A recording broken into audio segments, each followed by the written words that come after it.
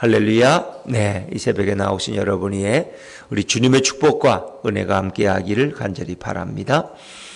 시편 43편은 시편 42편과 많은 내용이 일치하고 또 이어지는 시로 보는 것이 일반적인 시각입니다. 그럼에도 43편을 구분해 놓은 것은 아마 그런 이유가 있을 것이다 생각합니다. 먼저 우리가 보면은 42편은 1절과 6절에 하나님이여 이런 말씀으로 시작하죠. 42편 1절에도 하나님이여 사슴이 시냇물을 찾기에 이렇게 시작하고 42편 6절에도 내 하나님이여 내 영혼이 내 속에서 낙심이 되므로. 근데 43편 1절에도 어떻게 시작해요? 하나님이여 나를 판단하시되 경건하지 아니한 나라에 대하여 뭐 이렇게 시작합니다. 그래서 다 하나님이여 하나님을 부르는 이런 기도로 이 연이 시작하는데 사실 42편은 두 개의 연으로 두 개의 문단으로 되어 있는 거예요. 1절부터 5절까지가 첫 번째 문단이고 6절부터 11절까지가 두 번째 문단이에요. 근데 43편을 세 번째 문단으로 봐도 전혀 문제가 없습니다. 왜? 거기에 일치되는 게 있거든요. 42편 5절에 보니까 내 영혼아 내가 어찌하여 낙심하며 어찌하여 내 속에서 불안해하는가 이 말씀이 있는데 42편 11절에 똑같은 말씀이 반복되죠. 내 영혼아 내가 어찌하여 낙심하며 어찌하여 내 속에서 불안해하는가. 이제 시적인 음률을 맞추기 위해서 이런 중요한 구절을 반복시키는 거예요. 그래서 우리 찬송가에는 뭐가 있어요? 후렴이 있잖아요. 후렴은 똑같잖아요. 그러니까 후렴이라는 걸 왜 반복하느냐? 그걸 반복함으로 더 강인한 이런 내용이 메시지가 내게 오는 거예요. 그리고 뭐든지 반복되면은 힘이 있어요. 잘 기억이 돼요. 그래서 시도 반복되는 말씀이 있으면 빨리 애워져요. 노래도 반복되는 후렴은 그냥 애우고 들어가는 거예요. 그냥 1절, 3절, 4절부터 부르면 후렴을 4번 반복하고도 금방 애우는 거예요. 제일 중요한 게 후렴이야. 다른 건 몰라도 후렴은 되게 기억을 해요. 그러면 그 후렴이 내게 강력한 메시지를 줄 거예요. 찬송을 다 몰라도 후렴만 알면은 그것이 그냥 흥얼거리면서 부르기 시작하면은 그 다음에 앞부분도 생각이 나죠. 근데 이 시편 43편 5절도 후렴이 똑같은 거예요. 내 영혼아 내가 어찌하여 낙심하며 어찌하여 내 속에서 불안해하는가. 이렇게 보면은 오늘 시인은 같은 사람이나 다른 사람이다. 같은 사람이다. 42편 43편은 같은 사람이다. 같은 연이 같은 후렴이 음률이 계속되어지는 거예요. 이게 이제 찬양이라면 같은 가사를 가진 같은 노래가 계속되어지죠. 근데 이제 이것을 나누면 그런 이유가 있었지 않았겠나 이렇게 생각하면은 약간의 내용의 차이는 있다는 것이죠. 이렇게 음률은 똑같고 앞에 시작도 비슷하게 하지만 그러나 그 내용은 또 차이가 나기 때문에. 또 시편 43편은 특별히 앞에 이렇게 다른 내용에는 다 이렇게 뭐 고라 자손의 맞서길 인도자를 따라 부르는 노래 다윗의 시 이런 게 있는데 43편은 뭐가 있어요? 없어요? 없죠. 아무것도 없어요. 표제하고 없어요. 그래서 우리는 이 시를 고아의 시다 이렇게 부릅니다. 고아처럼 버려진 시야. 그러나 내용으로 보면은 42편부터 연결된 내용으로. 그러나 그것은 독립된 같은 시인에 의해서 기록되었지만 그것은 독립된 시다. 그렇기 때문에 같은 후렴구가 여기에 세 번째 문단으로 연속되어지는 것이죠. 자, 1절부터 3절까지는 하나님을 향한 간절한 탄원이. 그러니까 이 시인은 지금 어떤 상황이에요? 예배 공동체에서 멀어지고 이국 멀리 지금 이렇게 유배되어 있는 것처럼 도망가 있는 숨어 있는 것처럼 그리고 원수들과 핍박자들이 그를 죽이려고 하기 때문에 그들을 피해서 이리저리 방황하고 유리방황하는 사람이에요. 그래서 그 성도들과 함께 예배하던 그 즐거움을 생각하니까 눈물이 나서 견딜 수가 없어. 그리고 하나님이 왜 나를 잊으시냐고. 사람들은 또 너의 하나님이 어디 있느냐고. 응? 하나님이 정말 계시기나 해? 정말 계시다면 그럼 너를 왜 안 도와줘? 그럼 너를 버린 거 아니야? 이런 느낌. 그래서 그는 하나님이 어찌하여 나를 잊으셨나이까. 이렇게 슬프게 그런 탄식하며 고백했던 사람이죠. 자, 그런데 오늘도 그런 하나님 앞에 간절한 마음으로 탄원의 기도를 드리고 있습니다. 자, 1절입니다. 1절 43편 1절 한번 읽어보죠. 시작. 하나님이여 나를 판단하시되 경건하지 아니한 나라에 대하여 내 송사를 변호하시며 간사하고 불의한 자에게서 나를 건지소서. 그의 한결같은 고백은 내가 무죄하다는 거야. 내가 죄가 없다는 거야. 하나님이 나를 판단하시라는 것은 하나님 나의 좀 옳음을, 좀 무의로움을 좀 살펴주십시오. 재판해 주십시오, 나를.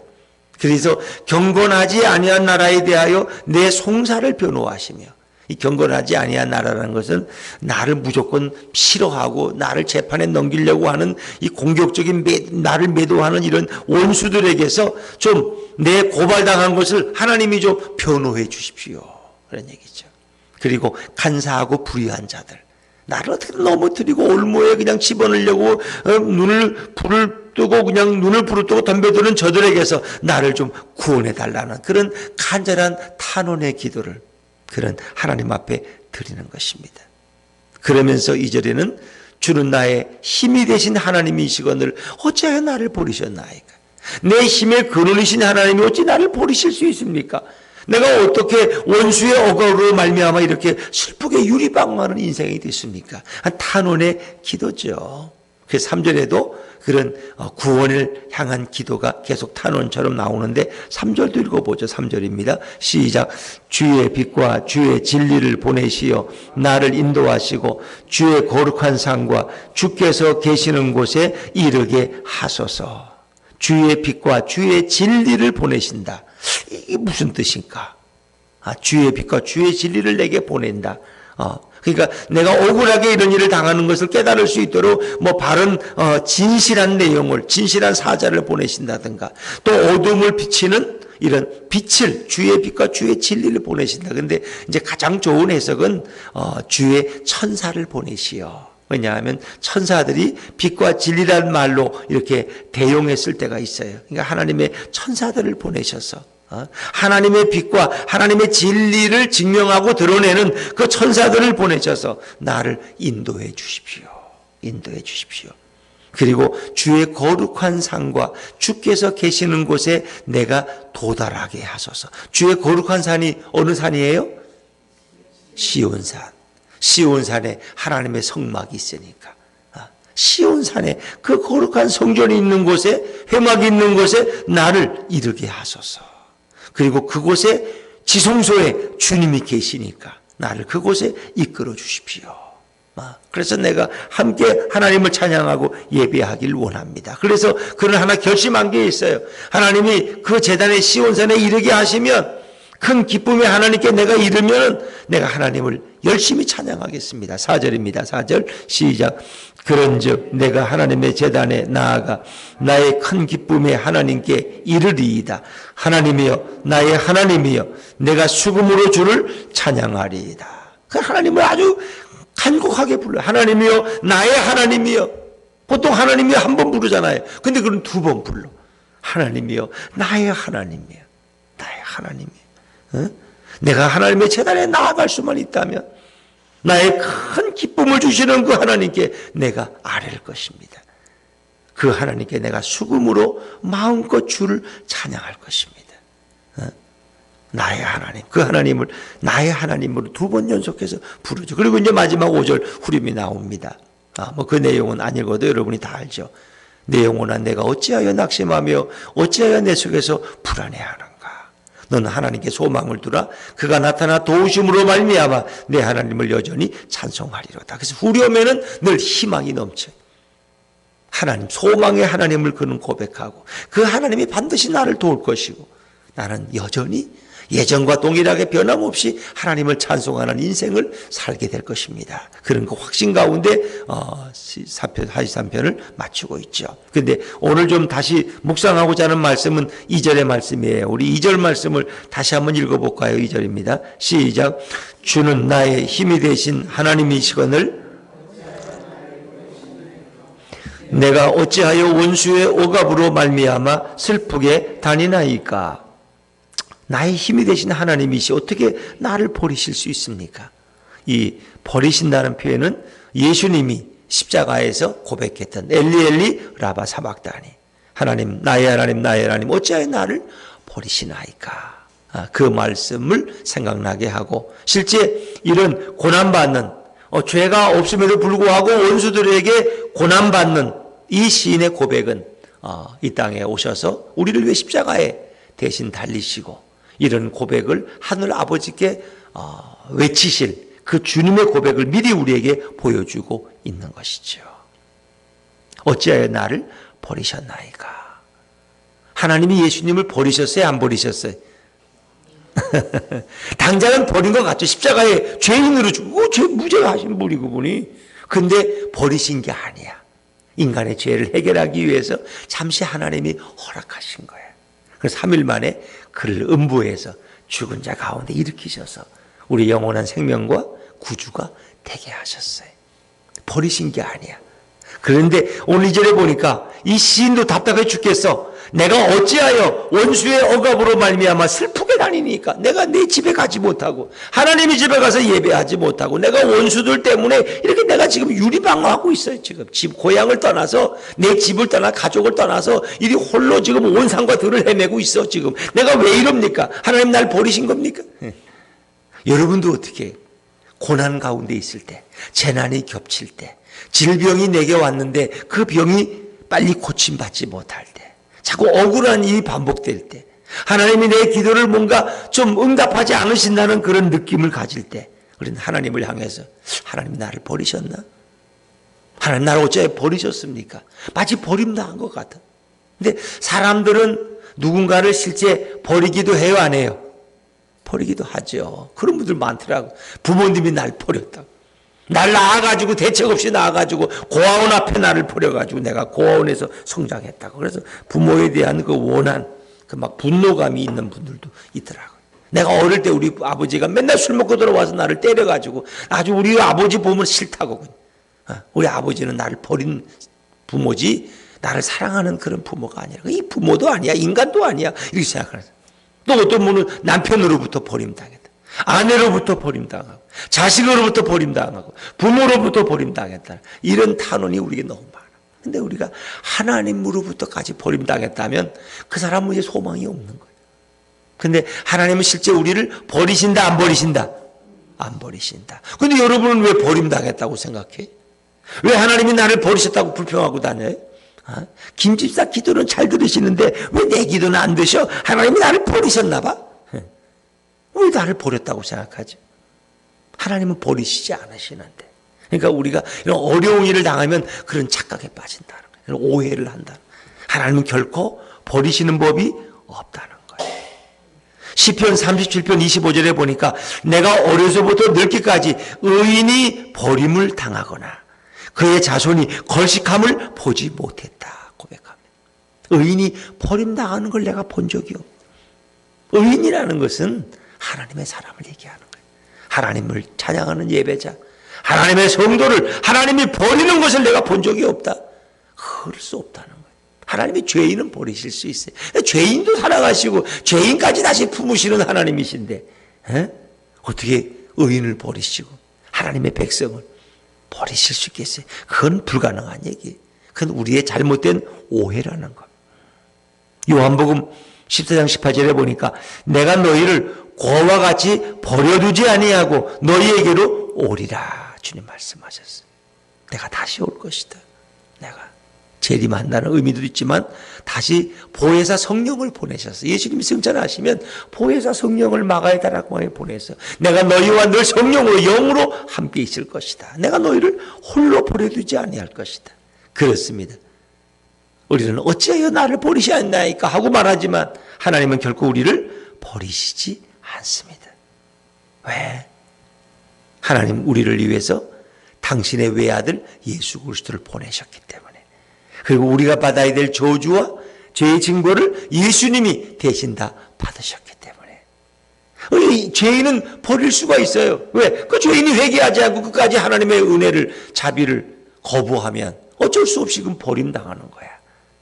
그런데 우리는 버림당할 수가 없어. 왜? 우리의 죄와 우리가 짊어져야 될 모든 저주를 하나님의 아들이신 예수님이 십자가에서 다 짊어지셨고 대신 해결하셨기 때문에 우리를 버리실 수가 없어요.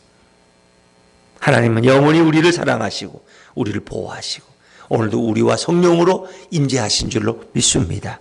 그래서 예수님의 이름은 두 개라는 거 아세요? 예수님의 이름은 물론 그분에 대한 칭호는 뭐 우리의 선한 목자, 뭐 우리의 인도자, 길이요 진리요 생명 다 예수님에 관한 가리키는 말이지만 크게 두 가지 성경이 소개되는 게 있어요. 예수라는 이름과 임마누엘이라는 이름이에요. 예수라는 이름은 그 백성을 저희 죄에서 구원할 자다. 구원자라고, 구원자. 그분은 우리를 속죄하시는 분이야. 죄에서 우리를 구원하시는 우리의 구원자 속죄자예요. 그러나 그분의 이름은 또 하나가 있어요. 아들을 낳으리니 그 이름을 뭐라 그래요? 임마누엘이라 그래요. 임마누엘. 이사야 7장 10절에 나오는 하나님이 이 백성과 함께 계신다. 하나님 우리와 함께 계신다. 그래서 예수님은 우리의 구원자 속죄주가 되시고 예수님은 우리와 임마누엘 하시 함께 계셔요. 그러니까 함께 계시기 때문에 버릴 수가 없어. 뭐 예수님까지 어떻게 같이 버리나? 그럴 수가 없는 거예요. 예수님이 나와 함께 하시는데 누가 누구를 버려요? 우리가 그렇게 착각하고 있을 뿐이고 주님은 결코 우리를 떠나지 아니하시고 우리를 고와 같이 버려두지 아니하신다는 거예요. 그분은 영원토록 우리와 함께 계십니다. 내가 비록 음침한 사망의 골짜기를 지날지라도 해를 받음을 두려워하지 않을 것은 주께서 나와 함께 하심이라. 주의 지팡이와 막대기가 나를 안위하시나이다. 보호하시나이다. 내가 영원히 주의 집에 거하리이다. 할렐루야. 그렇습니다. 주님 오늘도 여러분과 함께 하시고 여러분의 심령에 성령으로 임재하셔서 여러분의 인생의 주인 되길 원하시고 주님과 동행하는 사람은 결코 버림당하지 않습니다. 그건 우리의 착각입니다. 하나님이 혹 우리에게 어떤 연단과 재난을 허락하실 때는 우리의 유익을 위해서 우리의 믿음의 연단을 위해서 우리의 성숙을 위해서 그렇게 하실 수는 있지만 잠시 왜? 사랑하는 자식이니까.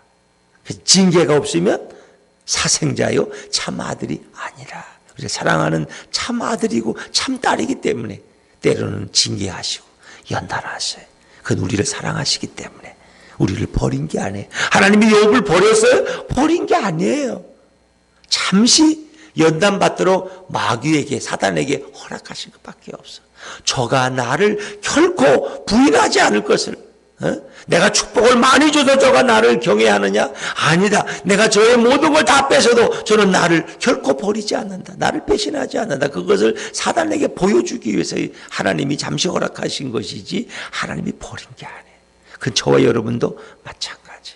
오늘도 우리를 결코 버리지 아니하시는 그 하나님을 우리가 날마다 찬양하면 좋겠습니다. 그래서 오늘 시인은 어찌하여 낙심하며 어찌하여 불안해하는가? 자기가 자기를 향해서. 그는 어찌 보면 이것은 성령의 음성을 설명하는 거예요.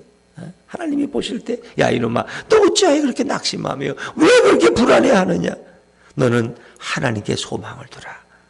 그가 나타나 도우심으로 말미암아. 그렇습니다. 하나님은 반드시 우리를 도우시고 우리는 여전히 찬양하는 삶을 이어갈 것입니다.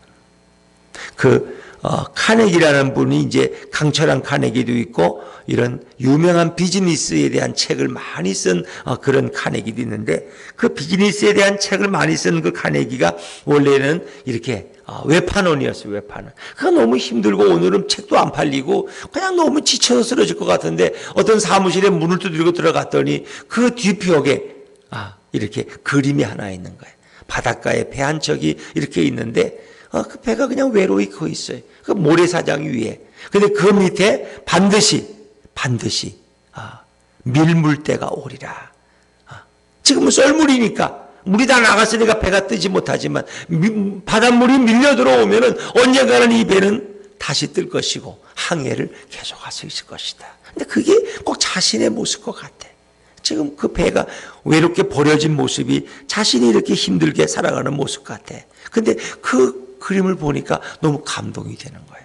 내가 저 그림을 좀 얻을 수 없냐니까 그거 안 된다고. 그러면 선생님이 만약에 연세가 많으시니까 돌아가시면 저 그림을 내게 줄 수 있냐고. 그렇게 하라고. 그분이 돌아가신 다음에 그 그림을 얻어가지고 와서 자기 사무실에 붙여놓는데 그분은 나중에 훌륭한 아주 비즈니스계의 이런 아주 상징적인 인물로 됐어요. 근데 그의 사무실 뒤에다 이 얻은 그림을 그려놓은. 반드시 밀물 때가 올 것이다. 밀물이 몰려오면 다시 나는 이 항해를 계속하게 될 것이다. 때가 온다는 거예요. 주님의 때가. 주님의 도움의 손길이 오는 때를 우리는 기다리고 있는 거예요. 그래서 우리는 하나님께 소망을 두는 것이고 그분이 나를 도우심으로 말미암아 내가 여전히 찬송하게 될 것이다. 이 확신 가운데 시인은 시를 마치고 있는 거예요. 그렇습니다. 주님의 도우심은 반드시 옵니다. 주님은 결코 우리를 버리지 않으셨습니다. 반드시 밀물때가 올 것입니다. 주님의 날을 기다리면서 오늘도 승리하시는 저와 여러분이 되시기를 주의 이름으로 축원합니다.